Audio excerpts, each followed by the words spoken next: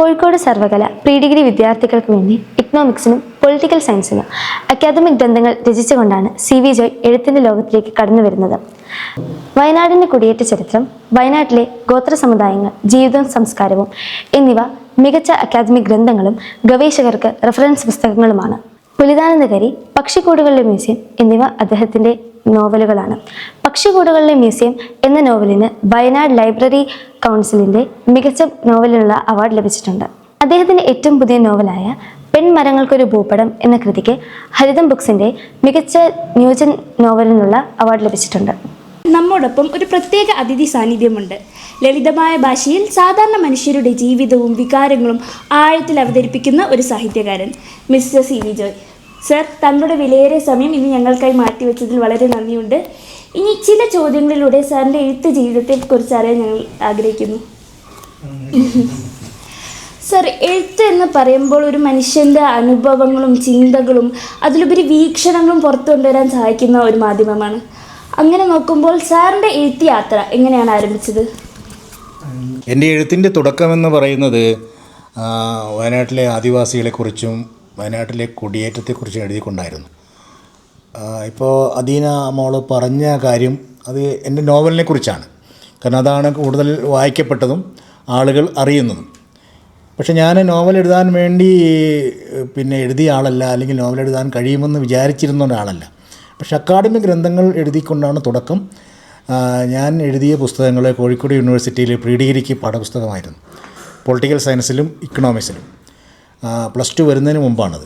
അതിനുശേഷമാണ് ഞാൻ വയനാട്ടിലെ ഗോത്ര സമുദായങ്ങളെക്കുറിച്ച് ഒരു പുസ്തകം, വലിയൊരു പുസ്തകമാണ്, പുസ്തകം എഴുതിയ അത് നാഷണൽ ബുക്ക് സ്റ്റാളിലാണ് പ്രസിദ്ധീകരിച്ചത്. നല്ല രീതിയിൽ വിറ്റുപോവുകയും മലയാള സർവകലാശാലയിൽ അത് PG വിദ്യാർത്ഥികൾക്കൊരു റെഫറൻസ് ഗ്രന്ഥമാണ് പഠിക്കാനുള്ളത്. അതിനൊപ്പം തന്നെയാണ് വയനാട്ടിലേക്കുള്ള കുടിയേറ്റവും എഴുതിയത്. അപ്പോൾ ഇത് രണ്ടും എഴുതി കഴിഞ്ഞപ്പോൾ എനിക്ക് ഒരുപാട് ഇതിനു വേണ്ടി ഒരുപാട് വർഷം ഞാൻ പണിയെടുത്തിരുന്നു. ഇപ്പോൾ ഗോത്ര സമുദായത്തെക്കുറിച്ച് പഠിക്കുന്നതിനായിട്ട് ക്രിപ്സാർട്സ്, കോഴിക്കോടുള്ള ട്രൈബൽ റിസർച്ച് ഗവേഷണ കേന്ദ്രം, ആ ക്രിപ്സാർട്സിൽ എത്രയോ 2-3 വർഷം തന്നെ പ്രാവശ്യമായിട്ട് ഞാൻ പോവുകയും, ഞാൻ കോഴിക്കോട് ജോലി ചെയ്യുമ്പോൾ എളുപ്പമായിരുന്നു, അവിടെ പോവുകയും അത് പഠിക്കുകയൊക്കെ ചെയ്തു. Centre for development studies Thiruvananthapuram, അവിടെ ഞാൻ ജോലി ചെയ്യുമ്പോൾ അവിടെ പോയി. അങ്ങനെ ഒരുപാട് വിവരങ്ങൾ ലഭിച്ചു. അതുപോലെ തന്നെ കുടിയേറ്റത്തെക്കുറിച്ചും ഡോക്ടർ മൈക്കിൾ തരകൻ്റെ പുസ്തകം അടക്കമുള്ള ഒരുപാട് പുസ്തകങ്ങളൊക്കെ വായിച്ചു കഴിഞ്ഞപ്പോൾ എനിക്കൊരുപാട് അറിവ് കിട്ടി. ആ അറിവ് കിട്ടി ഞാൻ എഴുതിയെങ്കിലും ഇതൊക്കെ ഒരു അക്കാഡമിക് തലത്തിൽ മാത്രമാണ് വായിക്കുന്നത്. ഇപ്പോൾ ഗോത്ര സമുദായങ്ങളെന്ന പുസ്തകം ഒരുപാട് പേര് PhD ചെയ്യുന്നുണ്ട്. ഇപ്പോൾ തന്നെ ഹൈദരാബാദിൽ ഒരു മോള് ശ്രേയസിൽ താമസിച്ചുകൊണ്ട് എൻ്റെ പുസ്തകം കൂടി ആസ്പദമാക്കി ഗവേഷണം നടത്തുന്നുണ്ട്. പക്ഷേ അതൊന്നും സാധാരണക്കാരൻ വായിക്കുന്നില്ല. അപ്പോൾ സാധാരണക്കാരിലേക്ക് ഈ അനുഭവങ്ങൾ എത്തിക്കണം എന്നുള്ള വിചാരത്തിലാണ് നോവൽ എഴുതി തുടങ്ങിയത്. അപ്പോൾ അതിൽ എനിക്കറിയാവുന്ന കുറച്ച് കാര്യങ്ങൾ നാട്ടുകാരോട്, ജനങ്ങളോട് പറയണമെന്നുണ്ടായിരുന്നു. ഒരു പക്ഷേ എനിക്ക് മാത്രം അറിയാവുന്ന, ഒരുപാട് പേർക്ക് അറിയാവുന്നതും എന്നാൽ അതിലധികം പേർക്ക് അറിയാത്തതും എന്നാൽ നാട്ടുകാരോട് പറയേണ്ടതുമായ 1-2 കാര്യങ്ങൾ എനിക്ക് പറയണമെന്ന് തോന്നിയിരുന്നു. അതിന് ഏറ്റവും നല്ല മാധ്യമം എന്ന് പറയുന്നത് നോവലാണെന്നുള്ളൊരു തിരിച്ചറിവിലൂടെ എഴുത്ത് തുടങ്ങിയത്. ഒരു ഉദാഹരണം പറയാം. അപ്പോൾ ഞാൻ ഈ കുടിയേറ്റത്തെക്കുറിച്ച് പഠിച്ച് ചെന്നപ്പോൾ ഉണ്ടായ ഒരു അനുഭവം പറയാം. എന്നോടൊരു അനുഭവം ഒരു പ്രായമുള്ളൊരു സ്ത്രീ പങ്കുവെച്ചത് 1940കളിലാണ് ഈ വയനാട്ടിലേക്കുള്ള കുടിയേറ്റം നടക്കുന്നത്. അപ്പോൾ കുട്ടികളുടെ ഒരു അറിവിന് വേണ്ടി പറയാം, മലബാറിലേക്കും വയനാട്ടിലേക്കുമുള്ള കുടിയേറ്റം, പ്രത്യേകിച്ച് ക്രിസ്ത്യാനികളുടെയും പിന്നെയുള്ള അതിനുശേഷമുള്ള ഹിന്ദു സമുദായത്തിൻ്റെയൊക്കെ കുടിയേറ്റം നടക്കുന്നത് 1928ലാണ് ആദ്യം നടക്കുന്നത്. അപ്പോൾ നമുക്കറിയാം 1-ാം ലോകമഹായുദ്ധമൊക്കെ തുടങ്ങുന്ന സമയമാണ്, നിങ്ങളിത് പഠിച്ചിട്ടുണ്ടാവും. പക്ഷെ അന്ന് ഇവിടെ ഭയങ്കര മലമ്പനിയായിരുന്നു, മലമ്പനിയും തണുപ്പും. അങ്ങനെ അന്ന് വന്നവരെല്ലാം മരിച്ചുപോയി, അവിടെ പിടിച്ചു നിൽക്കാൻ പറ്റില്ല, അവരൊക്കെ തിരിച്ചുപോയി. അത് നമ്മുടെ പൊറ്റക്കാടിൻ്റെ നോവലിൽ അത് വിഷകന്യകയിൽ അത് പരാമർശിക്കുന്നുണ്ട്. രണ്ടാമത് വന്നവർ 1940കളിലാണ്, അവരാണ് സെക്കൻഡ് ബാച്ച്. അവരിവിടെ പിടിച്ചു നിന്നു. അപ്പോഴത്തേക്കും ഇവിടെ DDT ഒക്കെ തെളിക്കാൻ തുടങ്ങി, മലമ്പനി ഒന്ന് ഒതുങ്ങി. അങ്ങനെ 40കളിൽ വന്ന കുടുംബമാണ് എൻ്റെ ഗ്രാൻഡ് ഫാദറുടെ കുടുംബം. ആ കാലത്ത് വന്ന ഒരു അനുഭവം എനിക്ക് ഈ അന്വേഷണത്തിൽ കിട്ടി. ആ അനുഭവം ഇങ്ങനെയാണ്. അതിൽ ഒരു കുഞ്ഞിന് അസുഖം ഉണ്ടാവുകയാണ്. അപ്പം നമുക്കറിയാം അന്ന് വയനാട്ടിൽ ആശുപത്രികളില്ല. ആകെ ഉള്ളത് കുറച്ച് നാട്ടുവൈദ്യന്മാർ, പാപ്പച്ചൻ വൈദ്യരെന്ന് പറയുന്നു, കൃഷ്ണൻ വൈദ്യരെന്ന് പറയുന്നു. അതൊക്കെ പഴയ അവരിപ്പോഴും ഉണ്ട്, അവർ തലമുറ ഇപ്പോഴും ഉണ്ട്. അങ്ങനെയുള്ള കുറച്ച് നാട്ടുവൈദ്യന്മാർ മാത്രമാണ് ഉള്ളത്. പിന്നെ ചേലോട് ഒരു ആശുപത്രിയുണ്ട്. നിങ്ങൾ പഴയ കാരണത്തോട് ചോദിച്ചാൽ അറിയാം. അപ്പോൾ അവർ പറയും ചേലോട് ആശുപത്രി, ചേലോട് ഹോസ്പിറ്റലിൻ്റെ ചേലോട് എസ്റ്റേറ്റിലുള്ള ആശുപത്രിയാണ്. അത് തൊഴിലാളികൾക്ക് വേണ്ടിയുള്ള ആശുപത്രിയാണ്. അവിടെ ഒരു ഡോക്ടർ ഉണ്ടാവും, അത് അലോപ്പതി ഡോക്ടർ അവിടെയുള്ളൂ. അപ്പോൾ ആളുകളെ ചേലോട്ടേക്ക് കൊണ്ടുപോകാം. നാട്ടുവൈദ്യൻ്റെ പിന്നെ ചികിത്സ പരാജയപ്പെട്ടാൽ ചേലോട്ട് കൊണ്ടുപോയി എന്നാണ് പറയുക. ചേലോട്ട് കൊണ്ടുപോയി എന്ന് പറഞ്ഞാൽ ആൾ മരിച്ചു എന്നർത്ഥം. അത്രയും സീരിയസ് ആയിട്ടാണ് അവിടെ കൊണ്ടുപോവുക. പിന്നെ ചേലോട്ടൊന്നും എടുക്കാത്തത് ഇന്ന് നമ്മൾ മെഡിക്കൽ കോളേജിൽ കൊണ്ടുപോയി, വെല്ലൂർ കൊണ്ടുപോയി എന്നൊക്കെ പറയുന്നതിന് പോലെ പിന്നെ കൊണ്ടുപോകുന്നത് മേരിക്കുന്ന് ആശുപത്രി കൊണ്ടുപോകുന്നതാണ്. നിങ്ങൾ പോകുമ്പോൾ അറിയാം, വെള്ളിമാട് കുന്ന് JDT ഇസ്ലാമിൻ്റെ ഓപ്പോസിറ്റുള്ള മേരിക്കുന്ന് ഹോസ്പിറ്റൽ, അത് പള്ളിയുടെ ഹോസ്പിറ്റലാണ്. അവിടെയാണ് അന്നത്തെ വലിയൊരു ഹോസ്പിറ്റൽ. പിന്നെയുള്ളത് തിരുവനന്തപുരം ടൗണിലുള്ള കോട്ടപ്പുറത്തുള്ള സ്ത്രീകളുടെയും കുട്ടികളുടെ ആശുപത്രി. കോഴിക്കോടുള്ള ഇവിടെ ഇല്ല. അപ്പോൾ ഇങ്ങനെ കുഞ്ഞിന് അസുഖമായി ചേലോട് കൊണ്ടുപോയപ്പോൾ അവിടുത്തെ ഡോക്ടർ പറഞ്ഞു ഇവിടെ ഇനി ചികിത്സയില്ല, കോഴിക്കോട് കൊണ്ടുപോയിക്കോളാൻ പറഞ്ഞ് കോട്ടപ്പുറത്ത് നമ്മുടെ പാളയാണ്, തിരുവനന്തപുരം പാളയത്തിനടുത്തുള്ള ആ മൊയ്തീൻ പള്ളിക്ക് അടുത്തുള്ള സ്ഥലമാണ് ഈ കോട്ടപ്പുറം. ഇപ്പോൾ ആ ഹോസ്പിറ്റൽ ഉണ്ട് അവിടെ. സ്ത്രീകളുടെയും കുട്ടികളുടെ ആശുപത്രിയിൽ കൊണ്ടു ചെന്ന് കഴിഞ്ഞാൽ കുഞ്ഞ് അവിടെ നിന്ന് മരിച്ചു. ചിലപ്പോൾ ടൈഫോയിഡ് എന്തെങ്കിലും ആയിരിക്കും, എന്താ അസുഖം എന്നറിയില്ല. കുഞ്ഞ് അവിടെ നിന്ന് മരിച്ചു. കുഞ്ഞിനൊരു വയസ്സേ ഉള്ളൂ. അപ്പോൾ കൂടെയുള്ളത് കുഞ്ഞിൻ്റെ അമ്മയും മുത്തശ്ശിയുമാണ്, ഗ്രാൻഡ് മദറാണ്.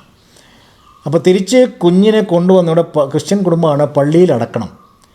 അപ്പോൾ അന്ന് ടാക്സി ഇല്ല, കൽക്കരി കൊണ്ട് ഓടുന്ന 2 ബസ്സുകളേ ഉള്ളൂ അന്ന്. കരി വണ്ടിയിൽ നിന്ന് പെട്രോളില്ലാത്ത യുദ്ധകാലമായതുകൊണ്ട് പെട്രോൾ ഡീസലില്ല, അതുകൊണ്ട് കരി കത്തിച്ചിട്ടാണ് ആ വണ്ടി ഓടുന്നത്. അപ്പോൾ അത് പാളയത്തുനിന്ന് പുറപ്പെട്ട് കഴിഞ്ഞാൽ അതിന് ഡ്രൈവറും കണ്ടക്ടറൊക്കെ പറയുന്ന പൈസയാണ് കൂലി, അല്ലാതെ അതിന് പ്രത്യേക കൂലിയൊന്നുമില്ല. ആൾ ബസ് നിറയുമ്പോൾ അവർ പോരും, ഒരു ട്രിപ്പ് എടുക്കും. അങ്ങനത്തെ ബസ്സാണ്, 2 ബസ്സുണ്ടായിരുന്നു. അപ്പോൾ പിന്നെ ടാക്സി ഒന്നുമില്ല, ബസ്സിൽ ശവം കയറ്റില്ല. അപ്പോൾ ഇവർ അന്വേഷിച്ച് കഴിഞ്ഞപ്പോൾ പിന്നെ ബോഡി കുഞ്ഞിനെ കയറ്റില്ല എന്ന് പറഞ്ഞപ്പോഴത്തേക്കും അവിടെയുള്ള പൊതു ശ്മശാനത്തിൽ അടക്കണം. പൊതു ശ്മശാനം എന്ന് പറഞ്ഞാൽ ഹിന്ദു ശ്മശാനമാണ്, അല്ലാതെ അങ്ങനെ അവിടെ ഹിന്ദു ശ്മശാനം എന്ന് പറയാനില്ല, എല്ലാവരുടെയും അടക്കുന്ന അവിടെ കൊണ്ടിട്ടിട്ട് കുഴിച്ചിട്ടിട്ട് പോരാ, അത്രയേ ഉള്ളൂ. അപ്പോൾ വലിയ വിഷമമായി ഇവർക്ക്. എങ്ങനെ കൊണ്ടുവരും? ആ പൊതു ശ്മശാനത്തിൽ ഇട്ടിട്ട് പോരാൻ കഴിയില്ല, ബസ്സിൽ അവർ കയറ്റില്ല, ടാക്സി ഇല്ല, ഇനി വിളിക്കുകയാണെങ്കിൽ എല്ലാ ജീപ്പ് ഉണ്ടെങ്കിൽ തന്നെ അതിന് കൊടുക്കാനുള്ള പൈസയില്ല. അങ്ങനെ ഈ എൻ്റെ മുത്തശ്ശി ഗ്രാൻഡ് മദർ ആ ഒരു വയസ്സുള്ള കുഞ്ഞിൻ്റെ ജഡമെടുത്ത് തോളിലിട്ടു, എന്നിട്ട് ഒരു തോർത്ത് പുതപ്പിച്ചു. എന്നിട്ട് ആ ഉറങ്ങിക്കിടക്കുന്ന കുഞ്ഞാണ് എന്ന ഭാവത്തിൽ ബസ്സിൽ കയറിയിരുന്നു. തൊട്ടടുത്ത് കുഞ്ഞിൻ്റെ അമ്മ ഏങ്ങലടിച്ച് കരയുന്നുണ്ട്. അവളെ വളരെ രൂക്ഷമായി ശാസിച്ചും അറിയാതിരിക്കാൻ പറഞ്ഞു. കാരണം ശവമാണെന്നറിഞ്ഞാൽ ബസ് കണ്ടക്ടർ ഇറക്കി വിടും. അങ്ങനെ സ്വന്തം കുഞ്ഞിൻ്റെ ശവം അമ്മയുടെ തോളിൽ കിടക്കുന്നത് അനുഭവിച്ച് കരയാൻ പോലും ആവാതെ ഒരു അമ്മയും മുത്തശ്ശിയും ചുരം കയറി വരികയും അവർ മലങ്കര പള്ളിയിൽ ആ ബോഡി കൊണ്ട് നടക്കുകയും ചെയ്തിട്ടുണ്ട്. എനിക്ക് ആ കുടുംബം അറിയാം, ആ മുത്തശ്ശി അറിയാം, എൻ്റെ അന്വേഷണത്തിൽ കണ്ടെത്തിയതാണ്. ഇതൊരു വലിയ ഇൻസിഡൻ്റാണ്. എങ്ങനെയാണ് അക്കാലത്ത് കുടിയേറ്റ ജീവിതം ഉണ്ടായിരുന്നത്, അന്നത്തെ സ്ത്രീകൾ അനുഭവിച്ച ദുഃഖം, അവരനുഭവിച്ച ദുരിതങ്ങൾ, ഇതൊന്നും ആരും അറിയില്ല. ഇത് അറിയണ്ടേ? അടുത്ത തലമുറ, അടുത്ത കുട്ടികൾ, വരാനിരിക്കുന്ന കുട്ടികൾ അറിയണം അവരുടെ മുൻ തലമുറ എങ്ങനെയാണ്, എത്ര കഷ്ടപ്പെട്ടിട്ടാണ് ജീവിച്ചതെന്ന് അറിയണം. അപ്പോൾ ഇത് എനിക്ക് രേഖപ്പെടുത്തണമെന്ന് തോന്നി.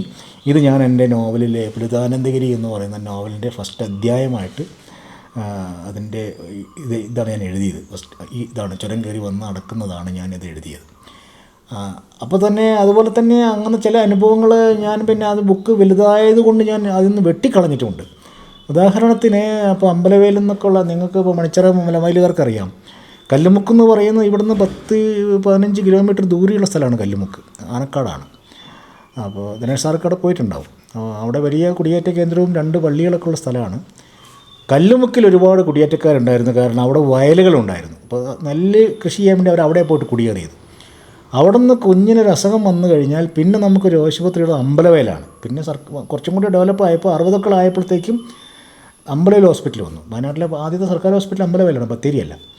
അപ്പോൾ ഈ പിന്നെ 2-3 വയസ്സുള്ള രോഗിയായ കുഞ്ഞിനെ എടുത്തുകൊണ്ടൊരമ്മ കല്ലുമുക്കുന്ന് നടക്കുകയാണ്. കല്ലുമുക്കുന്ന് നടന്ന് ബത്തേരി വന്ന് അമ്പലവയൽ വരെ കുളപ്പാറ കയറ്റം കയറി നടന്ന് ഡോക്ടറെ കാണിച്ച് മരുന്ന് മേടിച്ച് തിരിച്ച് നടക്കുകയാണ് ഈ ഭാരമുള്ള കുഞ്ഞിനെ എടുത്തിട്ട്. പലപ്പോഴും അമ്മ തന്നെ ഉണ്ടാവുള്ളൂ, അല്ലെങ്കിൽ അമ്മയും ഒരു ചേച്ചിയും കൂടെ ഉണ്ട്, കുഞ്ഞിൻ്റെ ചേച്ചി, അനിയത്തി ആരെങ്കിലും കൂടെ ഉണ്ടാവും. അങ്ങനെ ഒരു ദുരിതം അനുഭവിച്ചിട്ടാണ് ആളുകൾ ജീവിച്ചിരുന്നത്. അപ്പോൾ ആ ഒരു ഇങ്ങനെയുള്ള ഒരുപാട് കാര്യങ്ങൾ ജനം അറിയണം എന്ന് എനിക്ക് തോന്നി, അത് എഴുതി വെക്കണമെന്ന് തോന്നി. അപ്പോൾ എഴുതി വെച്ച് കഴിഞ്ഞാൽ അത് എൻ്റെ ഗോത്ര സമുദായങ്ങളിലൊക്കെ നമ്മൾ ചില കാര്യങ്ങൾ എഴുതിയിട്ടുണ്ടെങ്കിൽ അത് അക്കാഡമിക് തലത്തിൽ റിസർച്ചേഴ്സ് മാത്രമേ വായിക്കുന്നുള്ളൂ. സാധാരണക്കാരിലേക്ക് എത്താൻ നോവലാണ് എന്നെനിക്ക് തോന്നി. അതുകൊണ്ടാണ് ആ എഴുത്തിലേക്ക് വന്നത്. അതുപോലെ തന്നെ ലളിതാനന്ദഗിരി എന്ന് പറയുന്നതിൽ ഗോത്ര സമുദായത്തിൻ്റേതായ ഒരുപാട് അനുഭവങ്ങളുണ്ട്. അതും പുറം ലോകം അറിയാത്തതാണ്, വയനാട്ടുകാർക്ക് അറിയാത്തതായി ഒരുപാട് അനുഭവങ്ങളുണ്ട്. ഒരനുഭവം ഞാൻ പറയുമ്പോൾ നിങ്ങൾക്കത് ബോധ്യമാവുമെന്ന് ഞാൻ വിചാരിക്കുകയാണ്. ഒന്ന്, ഇപ്പോൾ പണിയ സമുദായം, കേരളത്തിലെ ഏറ്റവും വലിയ ആദിവാസി സമുദായം പണിയരാണ് കേരളത്തിലെ. അവരേറ്റവും കൂടുതലുള്ളത് വയനാട്ടിലാണ്. ഏറ്റവും പിന്നോക്കക്കാരായ ആദിവാസി സമുദായവും പണിയരാണ്. അപ്പോൾ നമ്മുടെ MLA ആയിട്ടുള്ള IC ബാലകൃഷ്ണൻ സാറ്, അതുപോലെ തന്നെ അദ്ദേഹം കുറിച്യ സമുദായത്തിൽപ്പെട്ട ആളാണ്. കുറേ കൂടി ഡെവലപ്ഡ് ആയിട്ടുള്ള ആദിവാസി സമുദായമാണ്. അദ്ദേഹത്തിനെതിരായി മത്സരിച്ച MS വിശ്വനാഥൻ സാറ്, അദ്ദേഹം കുറുമ സമുദായത്തിൽപ്പെട്ട ആളാണ്. അവരും കുറേ കൂടി ഡെവലപ്ഡ് ആയിട്ടുള്ള ആളുകൾ സമുദായമാണ്. പക്ഷെ വളരെ പിന്നോക്കമാണ്. കാട്ടുനായ്ക്കരും നമുക്കൊക്കെ അറിയാം ഇല്ലേ, നിങ്ങൾക്ക് എല്ലാവർക്കും അറിയാം. കാട്ടുനായ്ക്കരും പണിയരൊക്കെ വളരെ പിന്നോക്കമായി ജീവിക്കുന്ന ആളുകളാണ്. അവരുടെ വിദ്യാഭ്യാസ നിലവാരവും ബോധ നിലവാരമൊക്കെ വളരെ പിന്നിലാണ്. പക്ഷേ അവർക്കൊരു ആചാരമുണ്ട്. അവർക്കൊരു ആചാരം എന്ന് പറഞ്ഞു കഴിഞ്ഞാൽ, ഒരു കുഞ്ഞ് ജനിച്ചാൽ, പ്രത്യേകിച്ച് ചാപിള്ളയായിട്ട് കുഞ്ഞ് പെട്ടെന്ന് പ്രസവത്തോടുകൂടി ഒരു കുഞ്ഞ് പ്രസവിക്കുമ്പോൾ അത് പ്രസവത്തോടുകൂടി മരിച്ചു പോയ കുഞ്ഞിനെ അവർ കുഴിയിൽ അടക്കില്ല. സാധാരണ അവരൊരു കുട്ടി മണ്ണ്, ഒരു വലിയ കുഴിയെടുത്ത് അതിൻ്റെ സൈഡ് തുറന്നിട്ടാണ് അവർ ശവശരീരം അടക്കുക. എല്ലാ ആദിവാസികളും അങ്ങനെയാണ്. വലിയ കുഴി കൊടുക്കും, അതിൻ്റെ സൈഡ് തുറന്ന് അതിലേക്കാണ് തള്ളി വയ്ക്കുക. ഇങ്ങനെ പ്രസവത്തോടു കൂടി മരിക്കുന്ന കുഞ്ഞുങ്ങളെ അവർ ഇങ്ങനെ കുഴി വെട്ടി അടക്കില്ല. അവരതിനെ മുത്തിലിടുക എന്നാണ് പറയുക. വലിയ മൺപുറ്റുണ്ടല്ലോ, വലിയ മൺപുറ്റ് പൊളിച്ചിട്ട് അതിലിടും. അപ്പോൾ അതിന് പറയുന്നതെന്ന് പറഞ്ഞു കഴിഞ്ഞാൽ, പറയുന്ന കാരണം എന്ന് പറയുന്നത്, ഈ പച്ചമണ്ണിൻ്റെ ഭാരം, കുഴിയുടെ ഭാരം താങ്ങാനേ കുഞ്ഞിനാവില്ലെന്നാണ് പറയുക. അത് അവരുടെ ഒരു മുത്തിലിടുക എന്ന് പറയുന്ന ഒരു ആചാരമാണ്. ഈ ഒരു ആചാരത്തെ ഞാനൊരു മിത്തായിട്ട് നോവലിൽ ഞാൻ ഡെവലപ്പ് ചെയ്തിട്ടുണ്ട്. എന്ന് പറഞ്ഞാൽ, നമ്മുടെ എൻ്റെ കഥാനായികയായിട്ടുള്ള സൂസന്നയ്ക്ക് ഒരു കുഞ്ഞുണ്ടാവുന്ന കാവലെന്ന് പറയുന്ന ഒരു ആദിവാസി അവളുടെ പ്രണയിയായ അവൻ പണിയനാണ്. അവൻ്റെ അടുത്ത് നിന്നാണ് കുഞ്ഞുണ്ടാവുന്നത്. ആ കുഞ്ഞ് മരിച്ചു പോകുന്നു. ഇതേപോലെ മരിച്ചു പോകുമ്പോൾ അതിനെ മുത്തലിടുക എന്നൊരു സങ്കല്പത്തിലേക്ക് ഞാൻ കൊണ്ടുവരും. അതിന് പുറ്റിലല്ല ഇടുന്നതെങ്കിൽ പോലും സൂസന്ന കാണുന്നത് ഇങ്ങനെ ഈ മുത്തലിടുന്ന അല്ലെങ്കിൽ മൺപുറ്റിലിടുന്ന കുഞ്ഞുങ്ങളുടെ ആത്മാവുകൾ ഇങ്ങനെ പൂമ്പാറ്റകളായി വരികയും അവർ വന്ന് നമ്മുടെ വീട്ടിലേക്ക് പറന്നു വരുന്ന പൂമ്പാറ്റകളൊക്കെ ഈ മുത്തലിടുന്ന കുഞ്ഞുങ്ങളുടെ ആത്മാക്കളാണ് എന്ന രീതിയിൽ ഞാൻ അതിനെ ഡെവലപ്പ് ചെയ്തു. അപ്പോൾ സൂസന്ന അങ്ങനെ നോക്കുമ്പോൾ കാണുന്നത് അവളുടെ വീട്ടിൽ കുഞ്ഞ് മരിച്ചു, അവളുടെ വീട്ടിലേക്ക് അവളുടെ ഉത്തരത്തിലേക്ക് വന്നിരിക്കുന്ന പൂമ്പാറ്റകളെയാണ്. അപ്പോൾ അത് അവളുടെ മരിച്ചുപോയ കുഞ്ഞ് ആണ് വന്നതെന്ന് ഈ മുത്തലിടുക എന്ന് പറയുന്ന സങ്കല്പത്തിൽ ഞാൻ ഉണ്ടാക്കിയൊരു മിത്താണ്. അപ്പോൾ ഇങ്ങനെ മുത്തലിടുക എന്ന് പറയുന്ന ഒരു ആചാരം പണിയ സമുദായത്തിനുണ്ടെന്ന് എത്ര പേർക്കറിയാം? അപ്പോൾ ഇതെല്ലാം എഴുതണം എന്നുള്ളൊരു ആഗ്രഹം കൊണ്ടാണ് അത് എഴുതിയത്. അപ്പോൾ ഞാനൊരു എഴുത്തുകാരനോ പറഞ്ഞ സാഹിത്യകാരനൊന്നും പറയാൻ മാത്രമുള്ള ഒരാളല്ല ഞാൻ. അങ്ങനെ ഒരു വലിയ സാഹിത്യകാരനല്ല. എൻ്റെ സമയം അത്ര വിലപ്പെട്ടതല്ല, നിങ്ങളുടെ സമയമാണ് വിലപ്പെട്ടത്. പക്ഷെ എന്നാലും ഞാനത് എഴുതി കഴിഞ്ഞപ്പോൾ അത് ഒരുപാട് പേർക്ക് അത് ഇഷ്ടപ്പെട്ടു. അതൊരു KR മേരി അടക്കമുള്ള ആളുകൾ അതിനൊരു അവതാരിക എഴുതി. ജോണി അടക്കമുള്ള ആളുകൾക്കത് കൊള്ളാമെന്ന് പറഞ്ഞു. അങ്ങനെയാണ് അപ്പോൾ എനിക്ക് ആ നോവൽ എഴുതാൻ പറ്റും എന്ന് എനിക്കൊരു ആത്മവിശ്വാസമുണ്ട്. അങ്ങനെയാണ് പക്ഷിക്കൂടുകളുടെ മ്യൂസിയം എന്ന അടുത്ത നോവലും കുടുംബശ്രീയെ കുറിച്ചിട്ടുള്ള പെൺമരങ്ങളുടെ പൂമരം എന്നുള്ള 3ാമത്തെ നോവൽ എഴുതിയത്. അപ്പോൾ ഈ അനുഭവങ്ങൾ ആളുകളോട് പറയണമെന്നുള്ള ആഗ്രഹത്തിൽ നിന്നാണ് ഈ നോവലിലേക്ക് മാറിയത്. ഞാൻ സത്യത്തിൽ ഇത് ആഗ്രഹിച്ചതോ എനിക്കത് ചെയ്യാൻ പറ്റുമെന്ന് വിചാരിച്ചിരുന്നതോ അല്ല.